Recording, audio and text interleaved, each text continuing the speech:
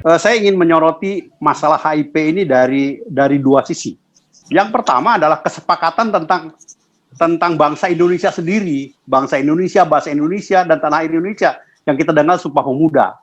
Semua suku-suku di Indonesia mengikhlaskan dirinya untuk bersepakat bahwa kita bangsa Indonesia, biarlah kami menjadi suku bangsa saja, bahasa ibu kami biarlah menjadi bahasa ibu saja, tapi kita akan menggunakan bahasa daerah, bahasa Indonesia, dan dia juga merelakan bahwa biarlah tanah kami hanya sebagai tanah adat, tanah wilayah, tanah asal kami, tetapi tanah air kita adalah Indonesia.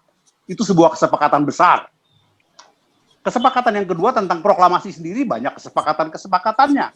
Kita lihat bergeser dari Jakarta ke Rengas Dengklok, disepakati lagi pindah lagi ke Jakarta. Teks proklamasi pun coret-coret, artinya ada kesepakatan di situ.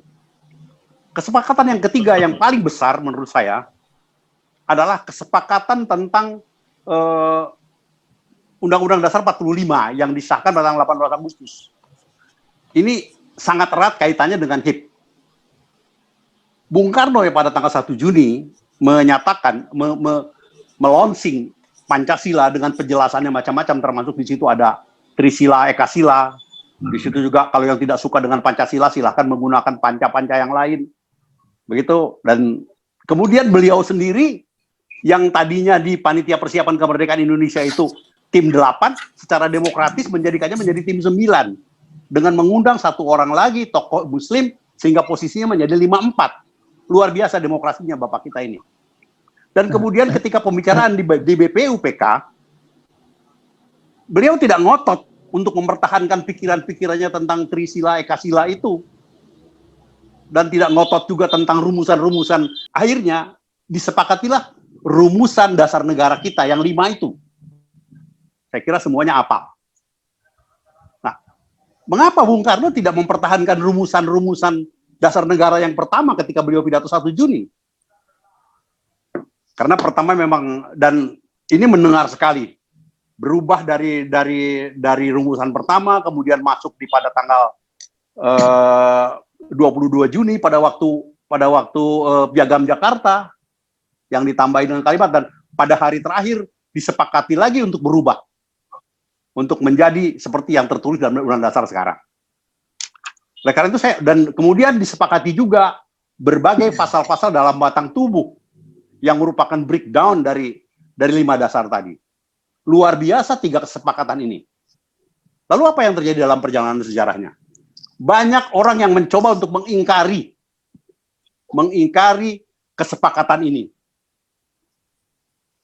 Dan saya tidak perlu menyebutkan lagi karena mungkin menimbulkan luka lama nanti.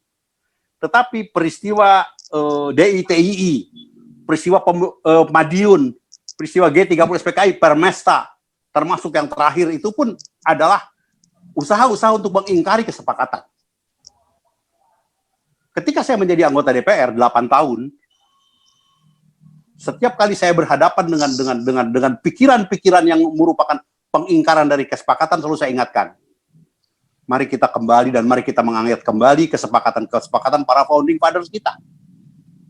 Kalau kita langsung berpikir untuk mengubah kesepakatan-kesepakatan ini, yang ada masalah-masalah dan tidak mustahil berdarah-darah. Nah, ini yang kemudian saya pikirkan. Jangan-jangan RUU tentang haluan ideologi Pancasila ini merupakan upaya untuk melakukan pengingkaran secara halus. Mereka menggunakan soft power. Tidak langsung bergebrak meja segala macam, tetapi menggunakan power soft yang digunakannya, yang dimilikinya untuk melakukan pengingkaran. Contohnya pengingkaran tadi sudah disampaikan oleh Pak Kailan. Bung Karno yang bisa menerima tidak adanya Trisila dan Ekasila dan hanya menerima, bahkan saya kira ini bukan kelalaian. Bung Karno pun dengan sengaja melepaskan bahwa tidak ada satu kata pun tentang Pancasila di Undang-Undang Dasar 45. Tidak ada. Silahkan dicari. Tetapi kesepakatan kita secara tidak tertulis mengakui bahwa dasar negara itu adalah Pancasila. Kalau bicara rumusannya yang ada di pembukaan Undang-Undang Dasar 45. Bukan yang disampaikan oleh Bung Karno pada tanggal 1 Juni. Dan Bung Karno menerima itu. Nah, haluan ideologi Pancasila ini ternyata mengutik kembali masalah itu. memunculkan Trisila, memunculkan Ekasila, memunculkan pikiran-pikiran Marxis, bahkan sekuler, lalu tidak mengabaikan ketuhanan yang Maha Esa, dengan pasal 7 tadi disampaikan oleh Pak Kailan. Ini adalah upaya-upaya pengingkaran. Oleh karena itu, apabila undang-undang ini disetujui, maka it's a matter of time. Akan keluar berbagai undang-undang yang sama sekali kelak akan mungkin meniadakan eksistensi negara kesatuan Republik Indonesia. Jadi saya sendiri secara pribadi berpendapat bahwa tidak usah dilanjutkanlah undang-undang ini. Daripada istilah saya mengutik-ngutik sarang lebah. Ini kalau sudah MUI bicara, sudah Nahdlatul Ulama bicara, kemudian Muhammadiyah juga bicara, Purnawirawan TNI Polri juga sudah bicara. Ini andalan kekuatan apa lagi yang mau diandalkan? Ini dibenturkan betul-betul. Jadi dari lebih banyak madaratnya pembahasan undang-undang ini. Kalau saran saya sih sepakat lebih baik jangan di stop oleh pemerintah, tapi pemerintah menolak untuk membahas. Biarlah tetap menjadi angan-angannya fraksi yang mengusulkan saja. Masalah yang kedua yang ingin saya sampaikan adalah saya sepakat dengan saudara Batara Utagalung yang mengatakan bahwa Pancasila ini adalah suatu proyek tanpa akhir. Bisa kita bayangkan, saya masih mengalami 7 bahan pokok indoktrinasi zaman Bung Karno. SMA saya sudah ikut. Saya ingat Parusaran Nurgani itu disebutnya adalah Jubir Manipulus Dek. Itu. Kemudian P4 saya ikut dari mulai P4 tingkat kabupaten, tingkat provinsi sampai tingkat nasional saya ikut. Yang saya tidak ikuti cuma 1 kali saya ikut seminar adalah sosialisasi 4 pilar. Berapa triliun uang yang digunakan untuk melakukan sosialisasi Pancasila? Berapa triliun? Sampai seberapa jauh pemahamannya? Apa manfaatnya? Coba simak kurang lebih 6 bulan yang lalu atau 3 bulan yang lalu, Saudara Sujiwo Tejo di ELC mengatakan Pancasila itu tidak ada. Kenapa dia mengatakan tidak ada? Karena kita tidak merasakan adanya keadilan sosial. Kita tidak merasakan adanya toleransi beragama. Kita tidak merasakan adanya kerakyatan yang dipimpin oleh hikmah kebijaksanaan.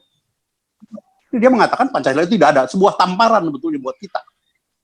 Jadi ini diperlukan oleh masyarakat adalah bukan sosialisasi, bukan penataran, bukan juga indoktrinasi. Tetapi bagaimana penyelenggara negara mengimplementasikan Pancasila dalam berbagai kebijakan-kebijakannya. Sudah 75 tahun negara ini. Kapan kita merasakan keadilan sosial bagi seluruh rakyat Indonesia? Kapan kita bisa merasakan toleransi beragama yang begitu bagus, yang sudah terbangun sejak lama? Kapan kita merasakan demokrasi, merasakan kerakyatan dipimpin oleh hikmah kebijaksanaan, bukan menang-menangan? Saya sependapat dengan Pak Kailan tadi bahwa Undang-Undang 2002 itu sama sekali sudah lepas dari Pancasila, bahkan lepas dari Undang-Undang 45. Karena itu, pada kesempatan kali ini sebagai salah seorang penggagas dari gerakan kebangkitan Indonesia, saya mengatakan, ayo rame-rame kita jadikan program kembali ke Undang-Undang 45 sebagai sebuah program utama. Dari situ kita mulai memperbaiki negeri ini, termasuk memperbaiki dan menyempurnakan undang-undang dasarnya.